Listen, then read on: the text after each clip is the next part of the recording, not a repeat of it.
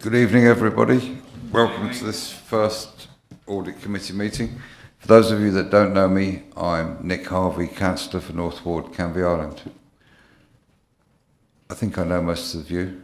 Does anybody else need introductions? Anyone? No? Fine. Apologies for absence. Yes, Chairman, you have apologies for absence from Councillor Colin Wright. Sorry, leave it. Okay. And Councillor Cutler is substituting.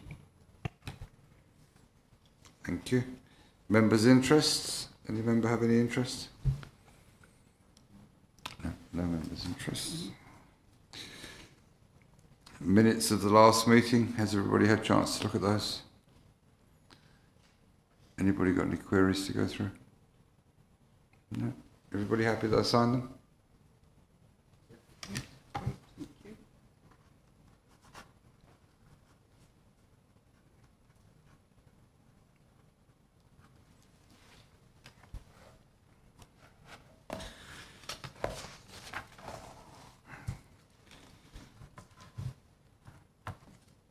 Next item on the agenda is the Counter Fraud and Investigation Quarterly Report, which was prepared by, if I go to the back of it and find out where it was, Michael Dineen.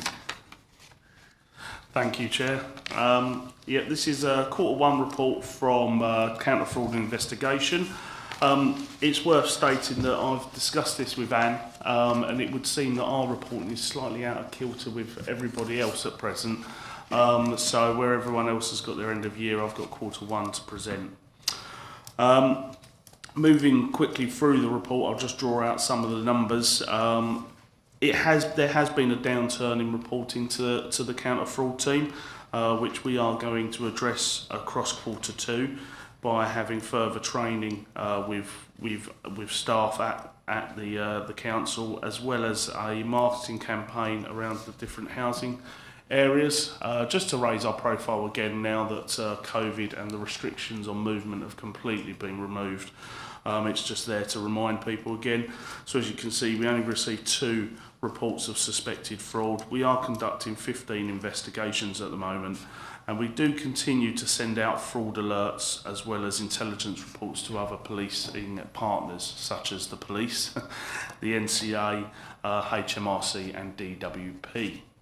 So the value sits at just under 340,000. That's not to say that those crimes are worth 340,000. No, that's the value that is donated to it or designated to it at the point of reporting.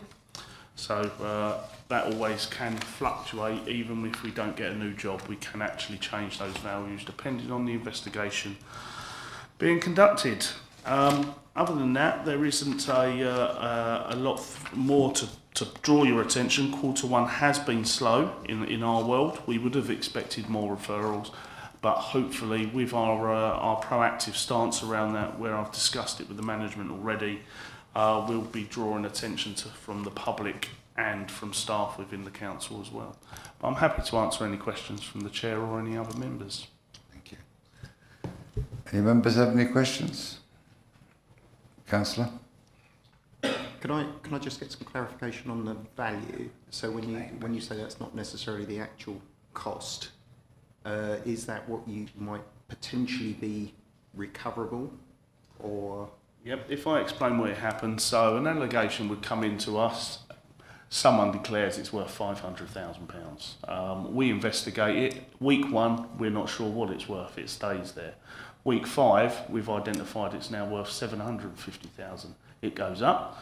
When we then go take stuff to a legal department for either summons, if it was local, or if we were to utilise the CPS, which we have the ability to do, and they suddenly said, well, actually, we're only going to charge for £250,000, then that value would drop down to the chargeable amount. And that's what I would call the detected amount. So that's the amount you've actually proven, charged and taken to court.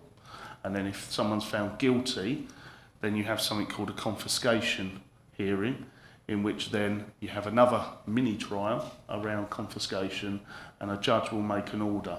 Even at that point, if a judge makes an order of 250, it doesn't guarantee someone paying back that money. We can't ever do that. But the order will be put in place and it will be held against the person until it is paid. So if they win the lottery, for instance, it gets highlighted and they have to pay it. So hopefully that answers your question. It does. And do we also seek to recover costs in addition to the charge of lament? Yes, depending on if there's a confiscation, because if there's a confiscation hearing, we'll ask for costs to be incorporated into that. If it isn't, and it's a simple trial where someone's been found guilty, we'll apply to the court then and there and ask for the costs of the investigation as well as the legal fees. So there's two separate costings. Thank you. Anybody else any questions? Councillor May. This is just a general question. With the situation we're in at the moment, and we're finding lots of people are really struggling, I'm hearing a lot of people that are getting their housing rent paid to them, but they're not paying their rent.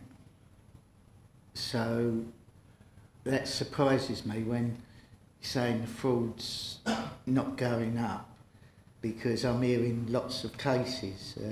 One letting agent told me that there was one family that owed £30,000, you know, in rent, but they're getting the money from the authorities. Yeah, if I'd just clarify for you, housing benefit and such benefits are actually run by the DWP, so that's completely different.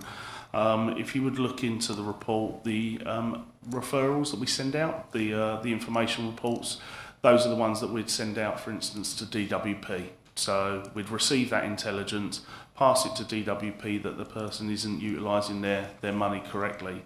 But even then, that's not to say that that would be deemed a crime by DWP. It would need to be dealt with by them.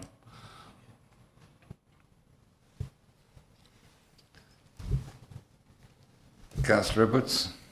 And I saw on the plan about planned action on high-risk housing. I'm not familiar with how you define high-risk housing, so can you shed a bit of light, please? Yeah, that's in conjunction working with the housing team here at the council. Ones where they've had problem areas, as well as notoriously had things like subletting and abandonments. A lot of the time they do, it's attracted to, you don't have many on Castle Point to be fair, but high-rise flats and housing estates like that, where there's a level of a lot of people, but not a lot of oversight. So if you can imagine a tall high-rise, it's quite easy to sublet a property because only 4 people on the floor know about it, whereas there's a lot of residents. So areas like that, but in general terms, it's done by the intelligence we hold, the intelligence the police hold, and then the intelligence the housing team hold. That all comes together and it will generate an area that we'd like to target. It doesn't always have to be housing benefit and subletting that we're attacking. It can be antisocial behaviour, and that's where we can assist as well. Thank you. Anybody else? Any further questions? Okay. Fine. Thank you, Michael. That's the recommendation agreed. From the right page.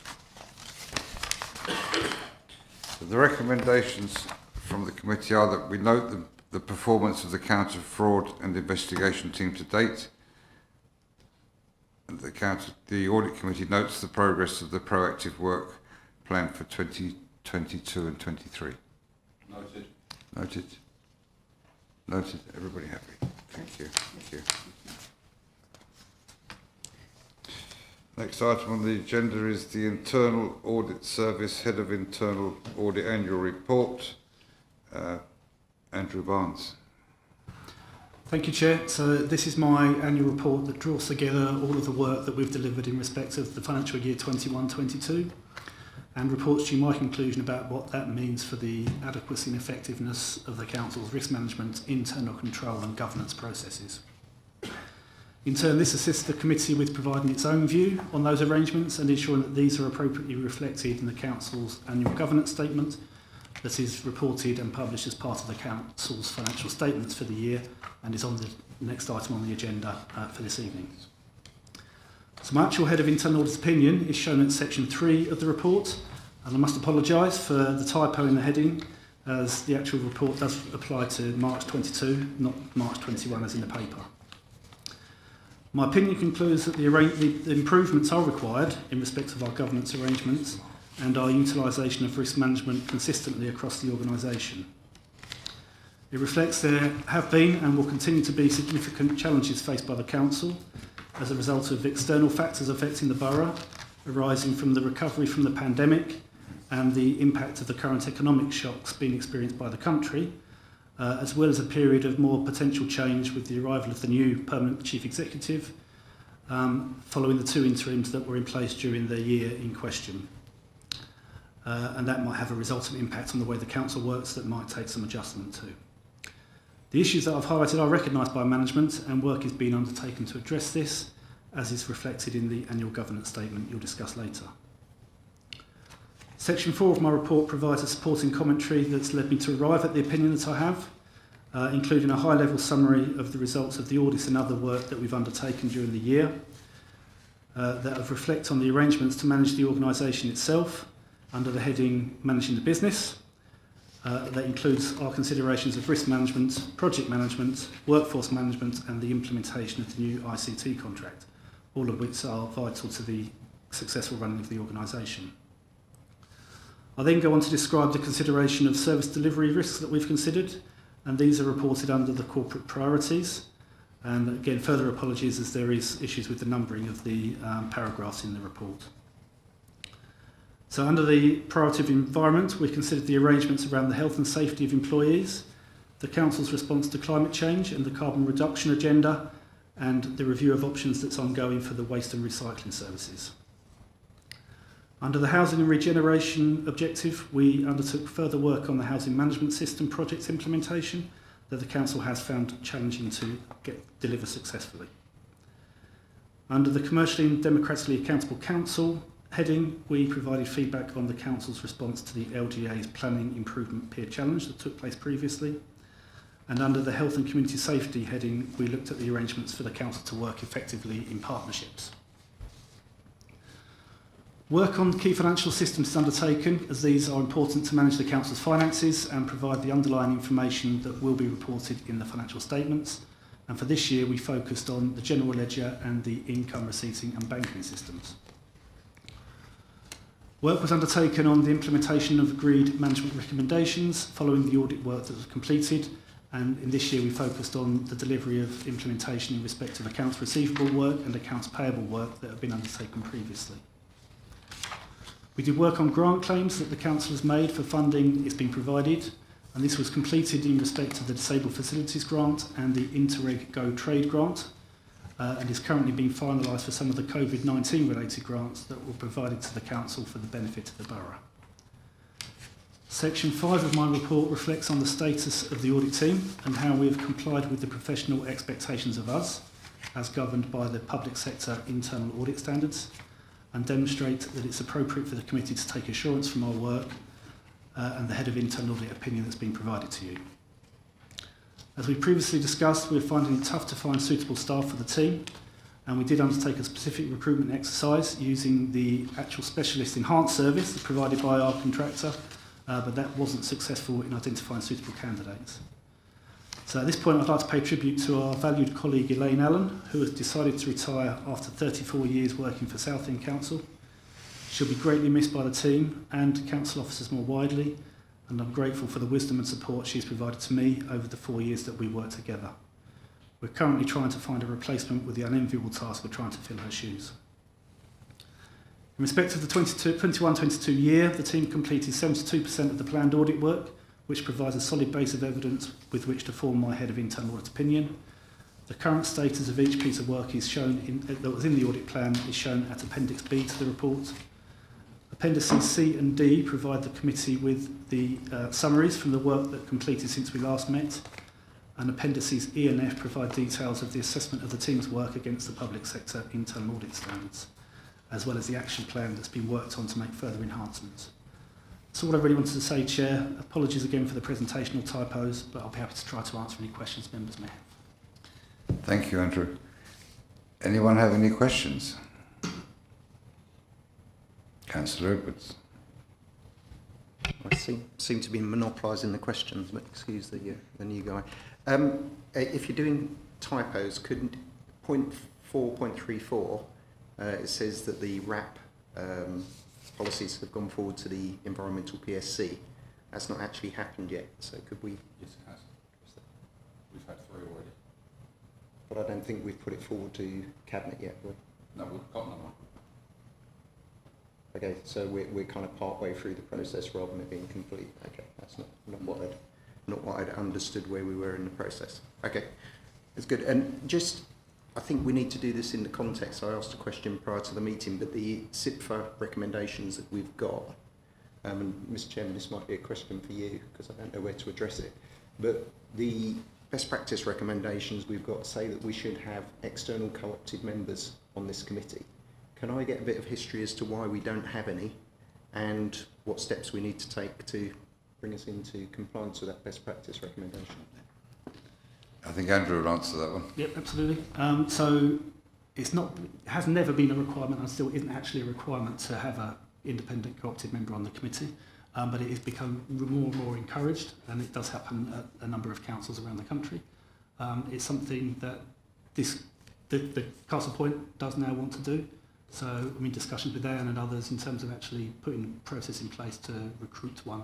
We do have somebody who has expressed an interest, so we just need to go through the right due process in terms of making an appointment. So it is recognised as a good practice feature, and I'm sure it will bring benefit to the committee. We just need to find the right person and make sure that everyone's comfortable with that, and then that person can then start to play a role. And is that normal to do that on a volunteer basis rather than a sort of recruitment basis? Ordinarily, that's someone that would be, if you would want to go through a recruitment basis because you need to make sure you get the right person. We don't just want anybody sort of coming along to do it because they might be obviously interested in that, but we want someone that's got some relevant skills and knowledge and experience to contribute effectively. Ordinarily, that would be on a small allowance basis. On a what basis? A small allowance basis, they will Right. get an allowance for doing so. Yeah. Okay. Thank you. The appointment would also need to be made through council.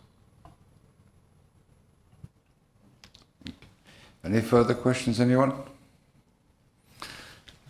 No, so the recommendation on this agenda item is that the Audit Committee notes the Head of Internal Audit's annual report for 21-22. Noted. Noted, everybody. Agenda item number 6 is the annual governance statement 21-22. Report the strategy, policy and performance manager. And Ben Brook, if you'll take this one, please. Thank you very much, Chairman. So this report is to present the annual governance statement for 2021-22 to the committee. Just starting with the actual short report itself. So just a bit of background, really. Just wanted to sort of raise this to members' attention. So the responsibility for assuring that there's a sound approach to governance, risk management and controls rests with the council overall, and it's required to report through the Accounts and Audit Regulations 2015 annually via this governance statement, which is published alongside the financial statements. So in order to do this, the council should seek regular assurance its systems are functioning effectively, and also that there are controls in place that are effective in managing any risks, as you might expect. The council has delegated responsibility for the monitoring and reporting on the adequacy and effectiveness of its governance arrangements to the Audit Committee, which is why it comes to this particular committee. And therefore, and you'll see from the recommendation when we come to that at the end of the report, that the committee is required to satisfy itself that the annual governance statement is consistent with its views of the council systems based upon the assurance presented throughout the year. So that's the very short report, and I'm just going to move on now to Appendix 1 and take you through some of the points in there that I think are most relevant to you, but obviously happy at the end to take any questions on anything that's within the particular report. So starting with Appendix 1 then, and I think jumping straight through to Section 3, which is the council's governance framework. Just to give you a bit of an overview in terms of the key business processes that we have within this governance framework. So they're listed on these bullet points here, and I'm not going to read those across those 2 pages because we'll be picking those up in a moment when we come to the assessments against each of those key business processes. In section 3.3, it just gives a little bit of detail about the processes that we go through throughout the year and where the responsibility for overseeing the implementation of this code sits, and that's with me. So over the course of the year, we have 2 reports that go to the executive management team and to the audit committee, which set out the following bullets here. So weaknesses identified in any of the governance arrangements, any corrective action necessary to resolve or address the concerns identified, and then also any progress against the actions to address the key governance issues raised in the previous year's governance statement. And we'll come to the action plan for the 21-22 or coming out the 21-22 governance statement right at the end of this presentation. It also includes an annual review of the governance framework, which is supported by managers' assurance statements, which are certified by service managers and then reviewed and certified by directors and heads of service. It also includes an end-of-year review of the key governance business processes with a nominated officer or a lead officer informing these assessments presented below in paragraph 3.5. And also, of course, it includes this annual report, the annual governance statement, which also goes to EMT and then to audit committee. The Council's got in place something called a good governance group. So this is para 3.4, and that's got officers, including my colleague, Mr. Barnes, the head of internal audit, who are responsible for the implementation and monitoring of these key processes. And then each business process is subject to an overall assessment by the good governance group according to one of 4 assessments as set out here. So a high assessment where the majority of all requirements are being met, satisfactory where a significant proportion greater than 50% of requirements are met, partial where there are some requirements met but less than 50%, and then finally minimal where very few requirements are met. So I think the really important part of this report is the paragraph 3.5 in the table there, which basically gives you our overall assessment against each of these different areas. And I think what I'm going to do this evening is focus on the 4 areas where we have a partial level of compliance and really sort of focus on those and just sort of raise why that particular assessment has been reached. So I'll jump through and I'll make sure I sort of direct you to the appropriate paragraph. I'm also going to just refer to the local government ombudsman letter, which at the time of publication of the report wasn't available, but which has been received in the last couple of days. So just to give you an update on that, and also pause very briefly under information governance just around cyber security, because there's an ongoing audit on that as well, and it appears in the table at the end of this particular report. So, scanning down. First of all, 4.20, so I'll just give you a chance to sort of turn to that section.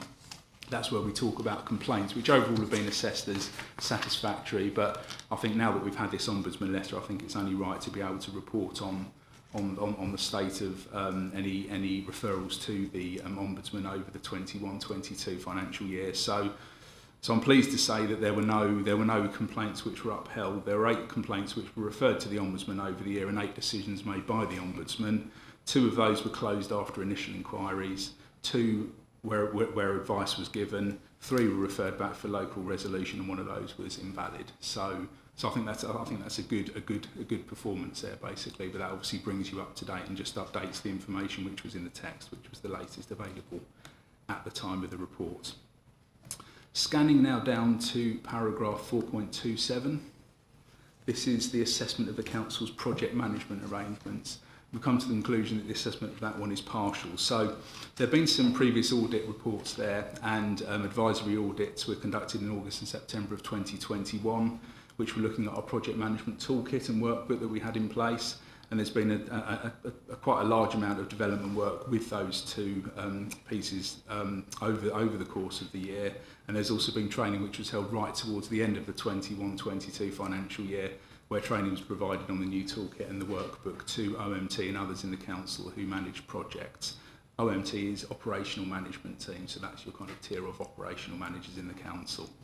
The focus really now shifts to making sure that that particular toolkit and the workbook are used as intended, and also that we have some more oversight arrangements through some form of project board in place, and that's sort of where the focus goes now.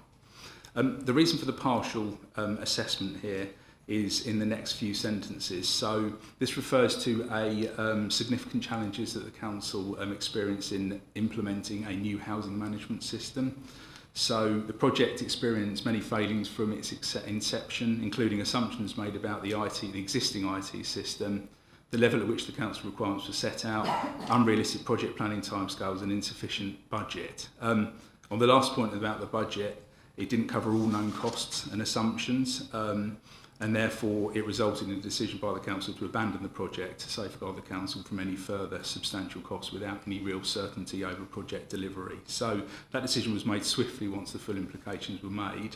However, a full lessons learned exercise has been carried out to ensure that that risk of failure of any future projects is minimised, and this is going to be brought to Cabinet later in the municipal year, where there'll be a lot more detail about that for councillors' information. But that's why project management overall has ended up as a partial assessment.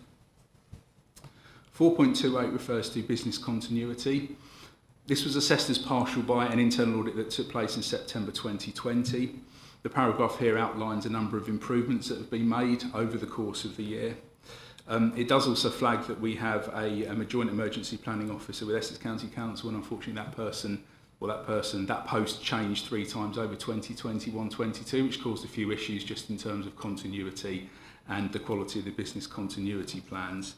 The reason for the partial assessment here is that the internal audit of business continuity arrangements is still being undertaken but hasn't yet concluded, and therefore there isn't enough evidence there to be able to say whether that partial has sort of improved to a degree where the assurance on that may be satisfactory. So that one's remaining as partial, and that was partial in the governance statement for last year. 4.2.9 refers to business planning processes as partial. So the council has got a corporate plan in place which has been developed. It's got a corporate scorecard which helps to measure progress towards the delivery of some of the key indicators in that particular plan. But a key part of the business planning process is the production of service plans, which service areas go through every year. Most of the service areas assess themselves as satisfactory or high compliance in this area. I think there was a bit of a challenge back on that.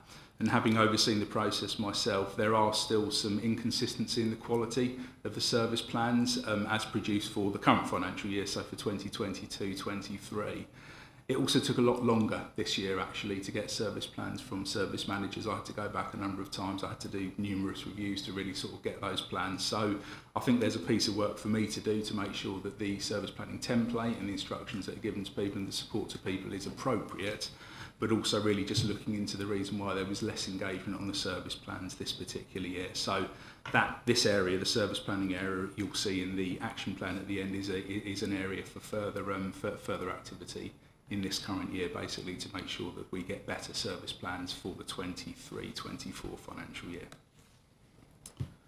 Scrolling down now a little bit over the next couple of pages. So paragraph 4.41 referring to workforce management, which was our 4th area assessed as having partial level of compliance. So there's lots of positives amongst workforce management. So we've got effective recruitment and retention arrangements in place. We've got a corporate programme of training. The council for the first time in 21-22 participated in something called Leading Greater Essex, which is a 12-month leadership development programme which is bespoke to the needs and ambitions of Essex, very much working with partners across the public sector system in Essex. The reason for the partial compliance here was caused really by the disruption of COVID-19 and managers falling out of the discipline of undertaking their appraisals, so the compliance with that particular area fell away in 2021. There's also been an audit of workforce management which concluded in April 2022 and identified a number of gaps as well. So overall workforce management has also been assessed as partial level of compliance. Again, moving further down the document, this is to paragraph 4.5.1, and this is underneath the section which refers to and talks about information governance. Overall information governance processes are in place and compliance is satisfactory with these. However, an audit of cybersecurity is in progress at the moment, and that's just indicating some lack of clarity over roles and responsibilities for cybersecurity, which does cause some risks to the arrangements and therefore not as robust as they could be. So an action plan will be put in place once this audit work is complete, and we want to pick up those actions within the annual governance statement and the 2 monitoring reports that you'll get over the course of the year relating to cybersecurity. So even though overall information governance is okay, there was just something there that was just sort of worth flagging for your attention and including in the action plan here. So that now takes me to the action plan, which we have on, let's see, sorry, this is on paragraph 4.68. Just give you a second to get to that. So I'm just sort of flagging the areas now and the actions that are going to be appearing in, as I say, the 2 monitoring reports, which you'll be getting in the autumn time and in the springtime of next year, basically, so you can see the sorts of activities that are going to be taking place as a result of some of the weaknesses identified through this annual governance statement. So the first one of these is around the understanding of effective partnership working. So this was an action from last year, but there's still some more to do on this, particularly with the reporting of the performance of some of these key partnerships. So just really raising the profile of those, so it's not just partnership for partnership's sake, but we're absolutely clear about the outcomes that we're looking to achieve from those, and reporting those up to members. The second, apologies, an acronym here which I didn't expand out. PPDP is our appraisals process. So I mentioned about under workforce management, that sort of people are falling out of the practice of that. So it's really just having a look at that process and making sure that that's up to date and maybe slightly more modern, less sort of template based, and a bit more of an ongoing conversation with staff throughout the year rather than just relying on a sort of once a year appraisal process. So that's the activity and the action around that. There's an action in here around improving the organisation's understanding and application of good risk management. So that's another one which has rolled forward from last year, but there's still some more work to be done on there. So from a sort of corporate basis, we have a corporate risk register and risks that are going on there. I think it's fair to say that the application of risk management at a service level is probably more inconsistency, and that's why there's a bit more work that needs to be done there. Action 4, raising compliance with service planning requirements. That was what I said about the business planning side of things. Inconsistency, a bit more difficult to engage service managers in service planning this year. So there's a little bit of work for me to do on that.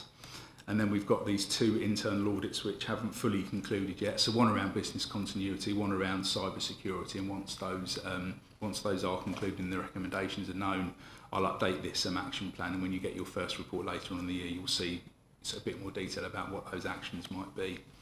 And then finally, it's just simplifying the process for recording and managing complaints. So I touched very briefly on the Ombudsman side of things, but I just think in terms of the way that we've started to record and manage our freedom of information requests is just a bit more of an opportunity to have a central register which can then be managed, and then we're absolutely clear about all the complaints that are coming in. We record them in a central place, they then get pushed out to the services to respond to, just so we can have a bit more of a fuller understanding and a bit more control over that. So it's, you know, it's a small action, but definitely one which relates to sort of governance. So that's why it's included in here. So it's a long paper, there's a lot of stuff in there. Hopefully I've covered the salient points, but if there's any questions, more than happy to take those.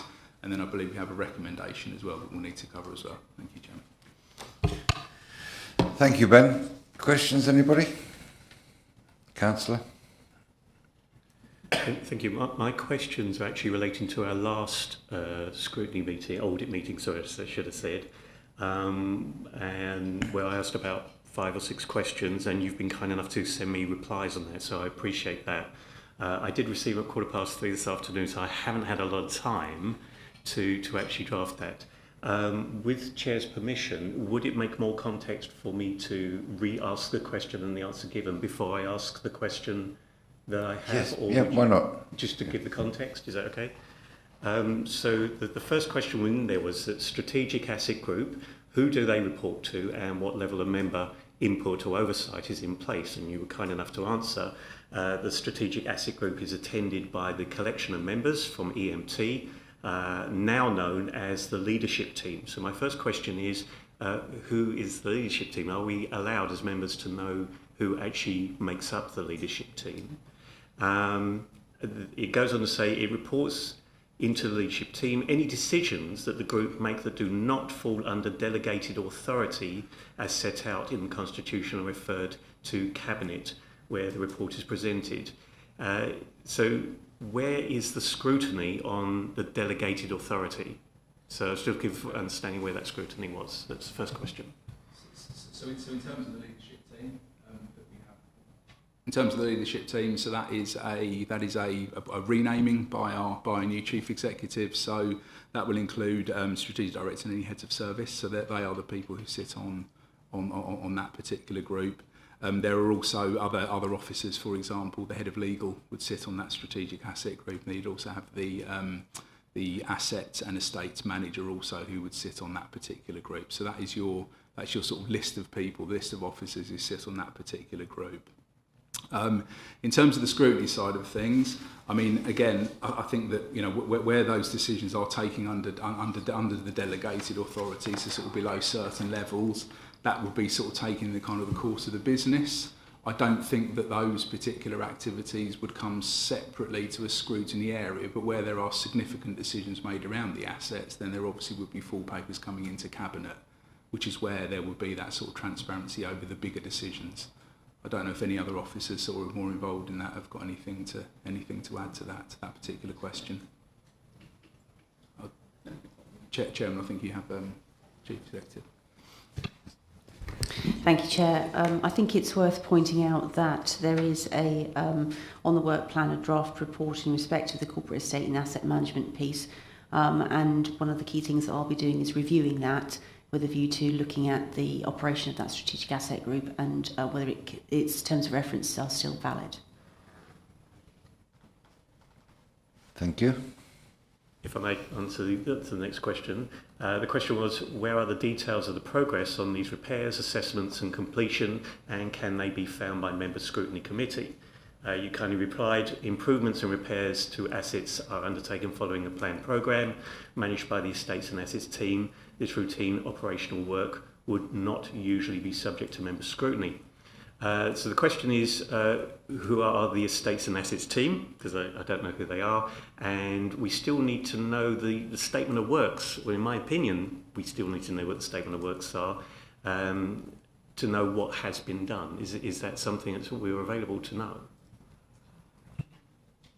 So in terms of who the Estates and Assets team are, there's an Estates and Assets manager, and then they have he has two people working for him, and then we have overall responsibility for estate management, also the strategic director level.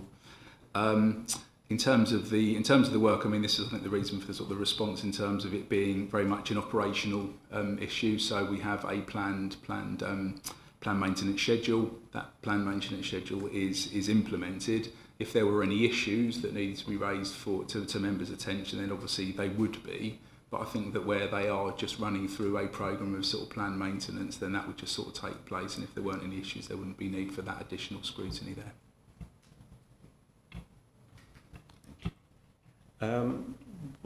One of the questions, the corporate asset management plan on the council's website lists its next review is being held in March 2020. Where is the progress on this? You kindly replied, the updated 22-23 corporate asset plan is in draft format, pending review and approval by leadership team and then cabinet. Now, I assume that COVID had something to do with that, but was that the only reason that this has been held up, and do we have a timescale for completion? So I think COVID would have had an impact on that in terms of updating some of these policies. It is overdue, so as you say, it should have been updated in March 2020. The draft version is there, and I think sort of going on the answer to an early question from our Chief Executive, just in terms of a wider review of asset management, that obviously will be a part of that. In terms of the timescales for when that's going to be coming to leadership team and cabinet, I don't know, but again, that's something that I can then come back to you at a further point. And my final question, the question was, I'm aware that the asset map does now have a number of new entries. However, these do not appear to be comprehensive or possibly not even accurate. Can you please update members as to when we are, members on where we are with this matter? And you kind of replied, the council does hold an asset register, and this is publicly available through the Essex Property Asset Map, which you're absolutely right, of course. There is also a supplementary asset list produced part of 21-22, the asset valuation exercised by the council's external values, now available, and you've then given me the website. And I had a chance to look at that, and thank you very much for doing that, because it's been a long time coming, and it was very good to be able to see that. Having looked through that list, and I have to say it was brief, in there it says that there's a column there that says under the IFRS property type, it says rolling programme and annual investment, and I couldn't work out what the difference is between those two. So that's my first. If it's right with Ben, I'll just ask the other ones and then feel free to come back on it.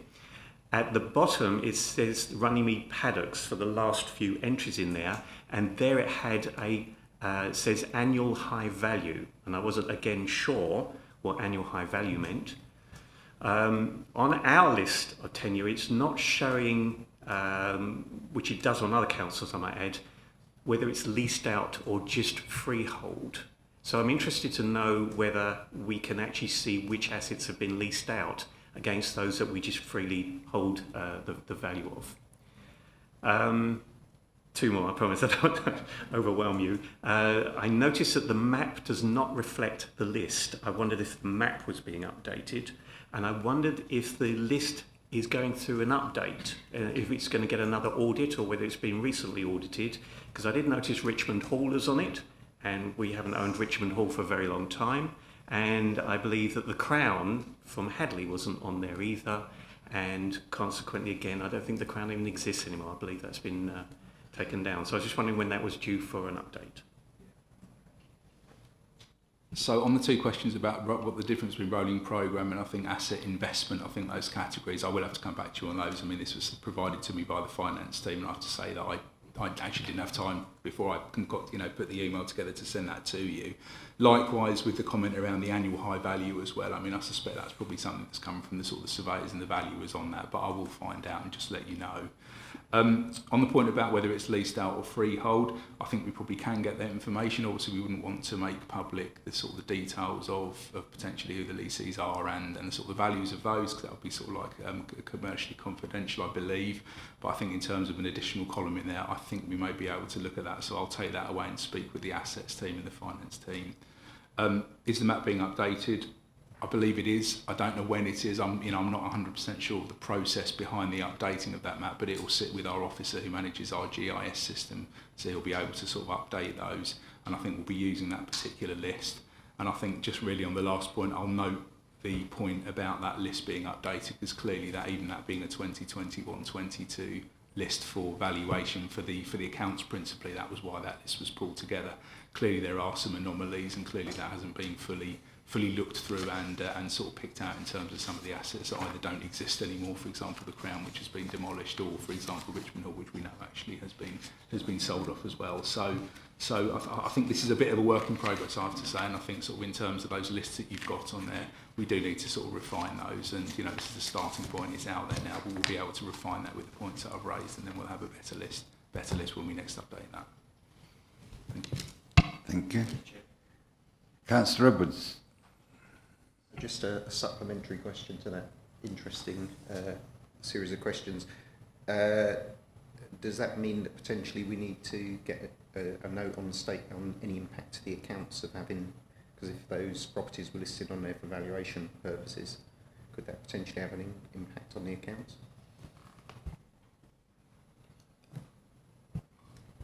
So depends what the timing of those particular transactions were. The audit for the 2021 the external audit for the 2021 financial year is still in progress. So the auditors should be identifying that if they're as they're doing their work. They do work to a materiality level. So depending on the extent of those assets and the impact that has on the figures that are reported in the accounts, they may be willing to accept that. It will depend on the value of those particular assets as they're reported, compared to their materiality tolerances and what they'll allow. They effectively accept a certain degree of error rate within the accounts, because obviously you can't pin it down to the last degree. So it will depend on the values of those particular assets that are recorded on the list, obviously erroneously at this point in time. Can't help thinking the value of a hall and an entire site could be substantial, so yeah, it'd be interesting to hear. When the auditors report back to you, they'll tell you what their materiality levels are. For an organisation of this size, it will probably be in the region of probably £500,000 potentially. So those, nowadays those assets probably are in that region, I would expect. So they should be picking up the fact that if we're including those numbers in our accounts, the draft accounts, they should be telling us you shouldn't be, and they won't accept that if that's the case. Thank you. Anybody else? Any questions? No. Okay. Councillor Webb. Councillor Edwards. There was just one point between the two reports we've received tonight. I'm just going back through my notes here. Your paragraph 3.5, we had financial control was assessed as high. Good to hear. But the earlier assurance summary in Appendix A said that the internal audit reports have flagged that accounts payable is partial. So is there anything that we need to consider between the two reports there? Obviously, the accounts payable is one subset of a broader range of financial arrangements. So obviously, the accounts payable is the arrangements we have to pay the bills that we're due to pay. So when we reviewed that, there were some issues that we raised that we thought there are opportunities for improvement, but that doesn't necessarily mean the whole of the financial reporting arrangements are at a partial level. In fact, they're not, as there are other items that we've reported on where we've got high assurance and satisfactory assurance. So it has to be taken in the round rather than based on individual elements of the financial processes. Thanks. Anyone else? So the recommendation on this item is that the committee approves the annual governance statement 2021-22 and subject to any further amendments from external audit approves its inclusion in the financial statements for 2021-22. Approved. Approved. Everybody happy? Approved? Thank you. And thank you everybody. That's it for the first audit meeting. Hope you all enjoyed it, found it very interesting, and we look forward to the next one. Thank you all for attending, and thank you officers for coming as well. Thank you, Chairman.